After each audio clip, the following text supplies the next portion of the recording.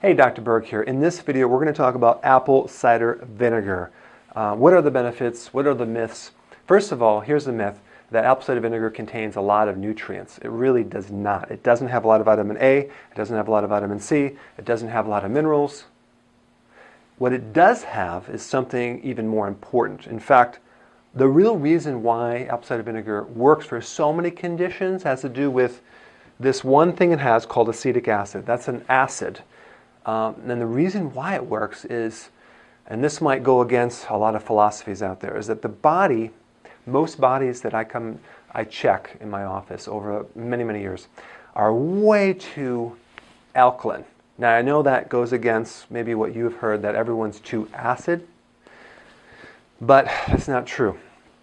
You really have to, when you talk about pH, you really have to understand that every part of your body has a different pH. So if someone says, oh yeah, you're too acid, well, what pH are you talking about? The urine? Are you talking about the saliva? The real true indicator of pH for a body should be in the blood, but it's very difficult to test that because as soon as you take the blood out of the body, it alkalizes or it oxidizes and it can change the pH right away. So you have to, it's very expensive to determine that. So you have to go by symptoms. And so if you ever wanted to really know, just look up in, I don't know, Google it, all the conditions for too acid, called acidosis, and look up for the conditions of alkalosis and all those symptoms. And you'll be able to see which ones you have, and you can determine based on those two factors. So what we're talking about is the blood pH here. Most people have a blood pH which is excessively alkaline. And yes, it's true that your blood should be slightly alkaline, but in this situation it becomes even too alkaline. Okay?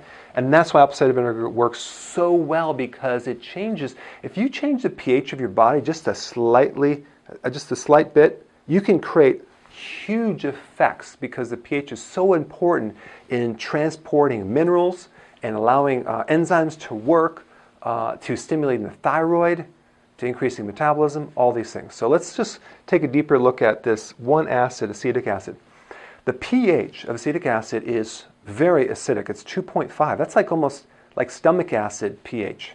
It's way down there. So it's really good for the stomach. People take it for heartburn.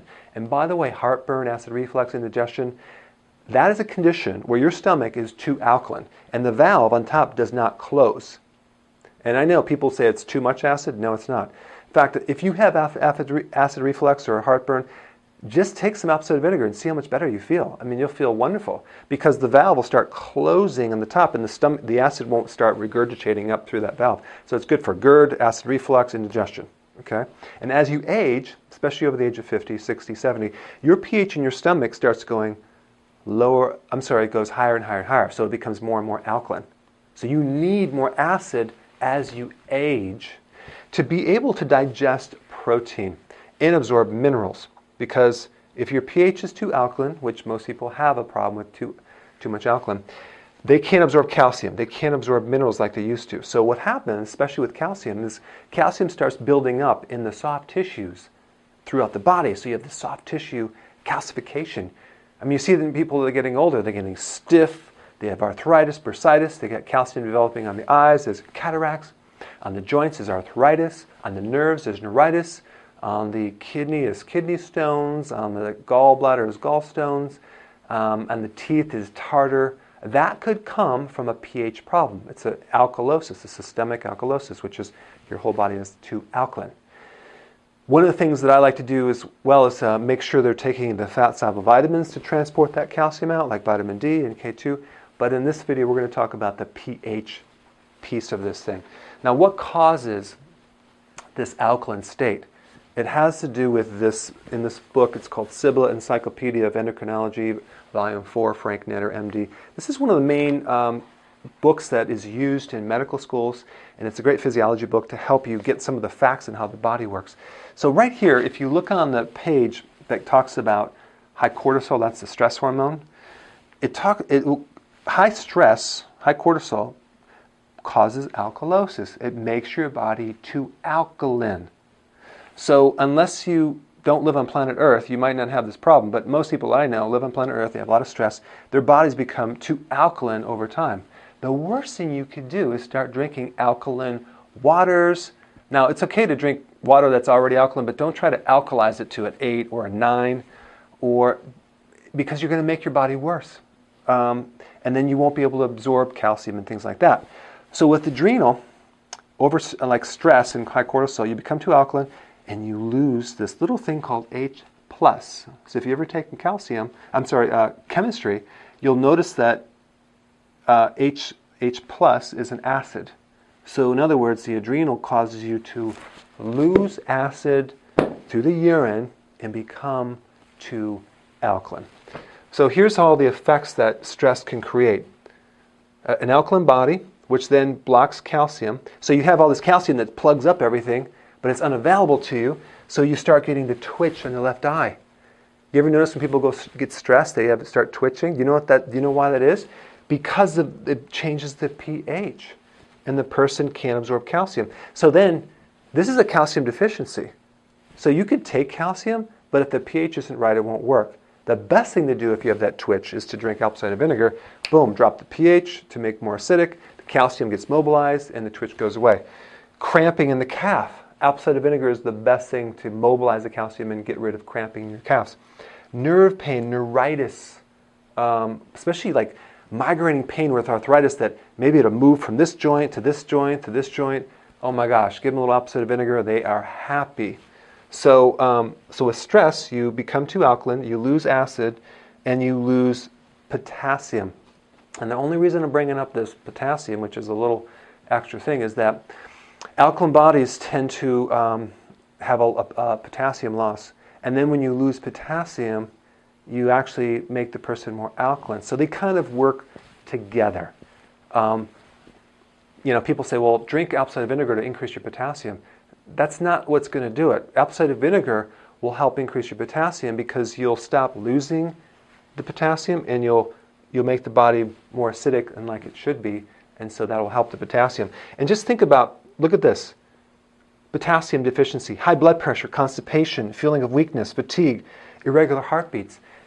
When you hear these claims about apple cider vinegar curing all these different things, high blood pressure, constipation, weakness, irregular heartbeats, it's because of the retention of the potassium, because the chain reaction that occurs after getting the pH in the correct level.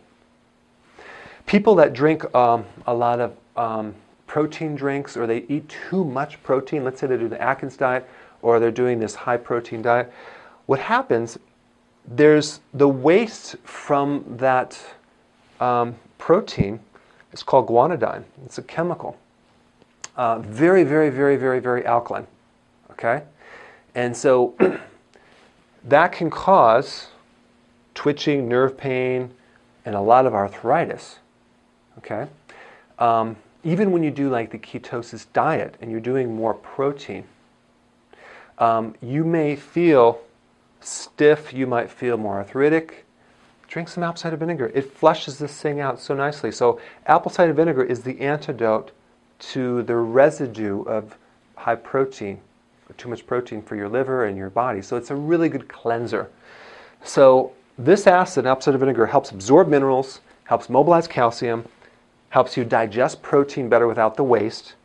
It helps the immune system, and that's the last thing I want to talk about. You've heard that people will take like vitamin C for a cold, right? Or for a virus infection. It's not the vitamin C necessarily that's creating the big effect, because most people aren't even taking vitamin C. They're taking a vitamin C lookalike, or a fake vitamin C called ascorbic acid, which is not really the true vitamin C complex, which again I'll have people disagree on this video. Because you can make synthetic vitamin C from ascorbic acid and cornstarch.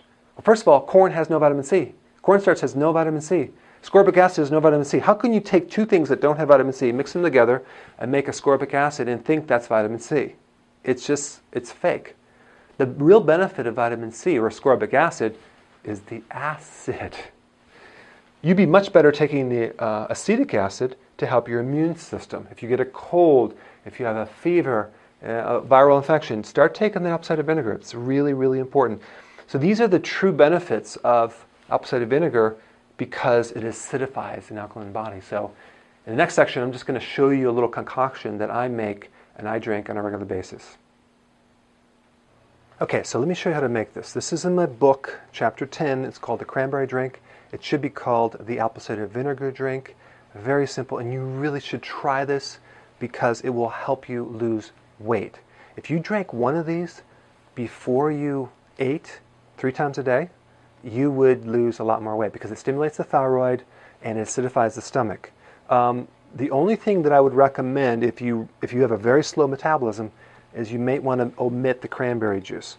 So you get the Bragg's apple cider vinegar. I like this the best.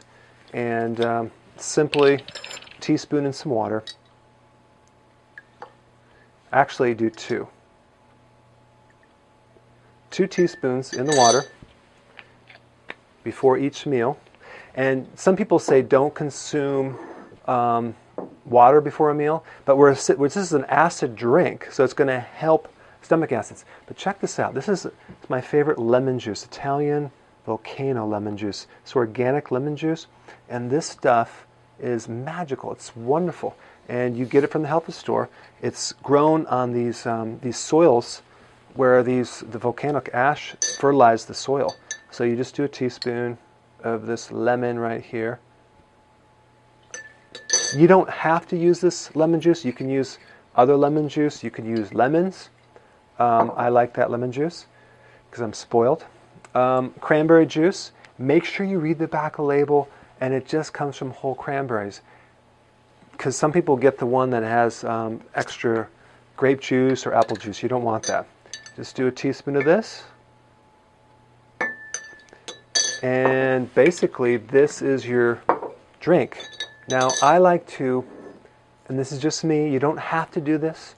You can add some ginger, and there's some ginger root that you can shred in there, and it makes it a little spicy.